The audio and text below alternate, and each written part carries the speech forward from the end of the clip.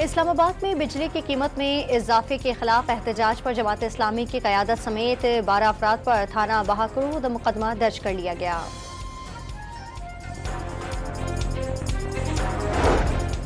बिजली भारी बिलों पर गौर के लिए निगरान वज़ीर-ए-आज़म की ज़ेर सदारत आला सतह का इजलास जारी। वफाकी वुज़रा और बिजली तकसीम कार कंपनियों के सरबराहान शरीक अवाम को रिलीफ देने के हवाले से मुख्तलिफ तजवीज़ पेश की जाएंगी। इस्लामाबाद में थाना कोहसार की हुदूद में जमीन के तनाज़े पर फायरिंग से 2 अफराद जाँ बहक और 3 जख्मी, मुल्ज़िमान भाग निकले।